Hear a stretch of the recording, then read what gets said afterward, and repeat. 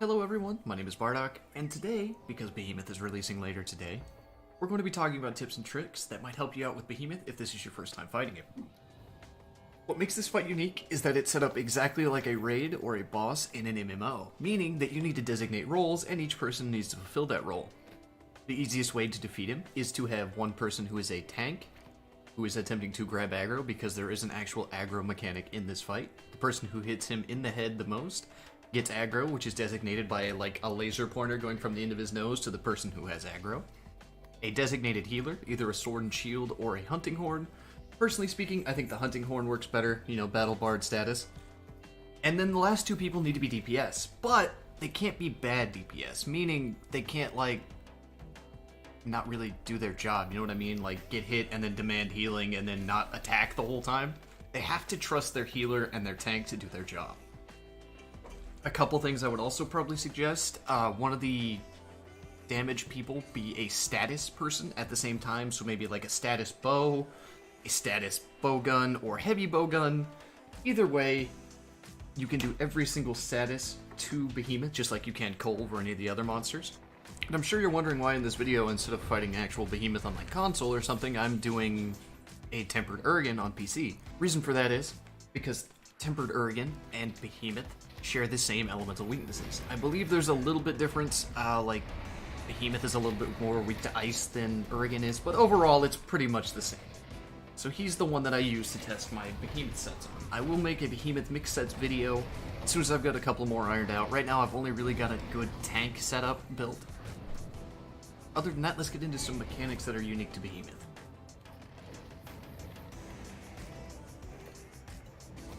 First up, one thing that Behemoth does that is rather annoying is he uses Charybdis, which summons a tornado similar to how Kushalda puts down tornadoes. All of his things, like in an MMO, have a cast time, so if you flashbang him or CC him in the amount of time that it takes for him to quote-unquote cast this ability, then it won't be cast. So make sure you bring plenty of flashbangs to use on regular Behemoth. Anytime you see him casting Charybdis, it's always better to just flash him, unless you have really good communication with your team and the person who's being targeted by the Charybdis is already near the edge of the map. Because too many tornadoes means you're probably gonna cart.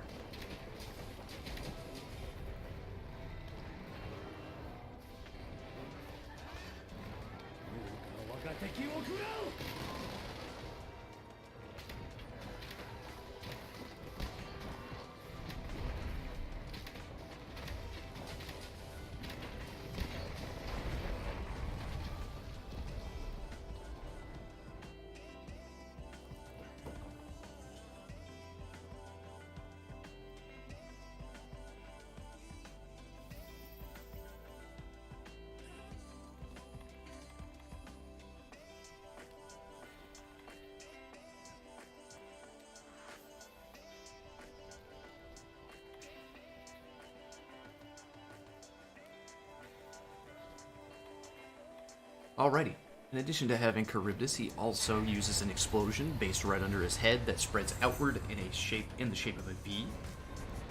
Mostly it's going to be the tank who has to worry about this, or maybe the healer if he's caught in a bad spot. Other than that, though, it's not really something you need to throw flashbangs at, or maybe try and CC him out of. Next up, he's going to cast Comet, and what Comet does is it sets a rock down on the map. This rock is the only way for you to survive the Ecliptic Meteor, which is how do you finishes a room, basically. Ecliptic Meteor is a one-hit nuke that no matter where you are on the map, whether you're in the base camp, whether you're across the entirety of the map, you are going to die. When this came out on console, me and my friends tested it. It will boot you from the tent, so you can't stay in the invulnerability of the tent. Really, the only way to do it is to use the new emote that is also coming to Monster Hunter World with the Behemoth expansion, which is the Dragoon Jump. Or you can be behind one of the comets that he drops previously. Drop a specific number per room. The numbers escape me at this moment, but it's usually 3 to 4. Extremith is a little bit different, but we'll cross that bridge when we get to it.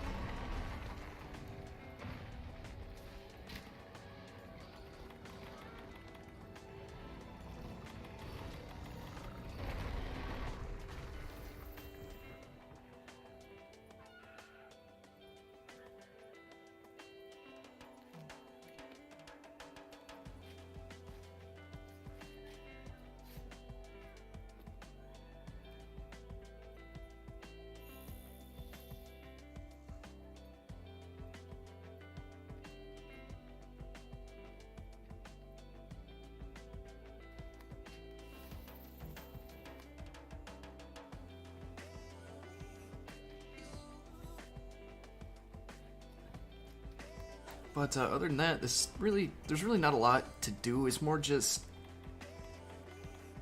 Other than that, there's really not a lot to tell you about the fight, and I don't want to tell you any much more because then it would feel like I kind of spoiled the fight for you. Just these few mechanics I wanted to point out because it's really upsetting to somebody who's done the fight before if they try to help a random person out and they don't know what to do.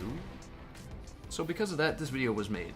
If you feel like I missed anything or want me to cover Behemoth in more detail, please let me know. Other than that, I'll see you guys later.